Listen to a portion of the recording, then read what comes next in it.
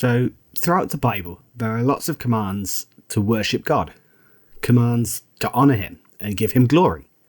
For example, John 4 says that God desires people to worship him in spirit and in truth. But we might ask, why? Why does God seek people to worship him? And why does he insist that we must worship him? Isn't that just a bit narcissistic and egomaniacal? Well, in order to answer that question, I think it's important that we define what worship is.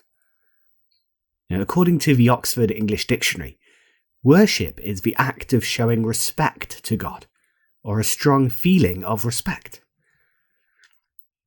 And it's only right and natural to expect to receive respect when it's earned, isn't it? For example, I have 2 kids, and I expect them to give me a certain level of respect. Not because I'm arrogant, but because I provide for them, and I take care of them.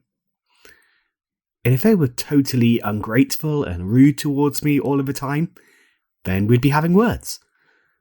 And that's only natural, isn't it? And if we stop and think about it, God has done far more for us than any earthly parent has ever done to provide for us. He's created us, he's designed our very being, and he sustains us every second. He is the one who holds the universe together, from supermassive black holes to subatomic particles. And for Christians, he's also the one who has saved us, who's given us eternal life. Despite our willful disobedience to him, he is faithful to us. Now, therefore, it makes sense that God desires to be given that respect that he's earned, doesn't it?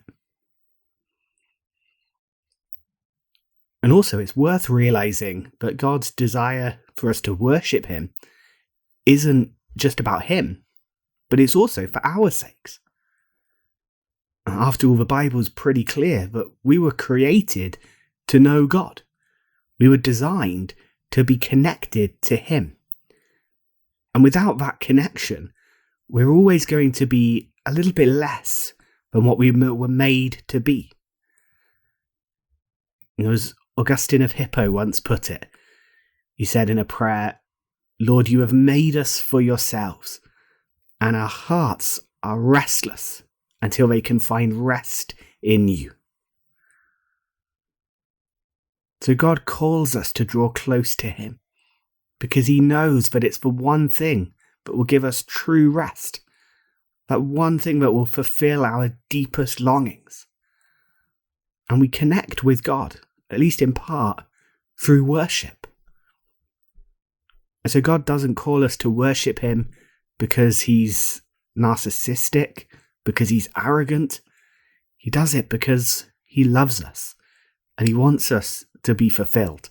He wants us to find that reason for which we were created, which is to know him.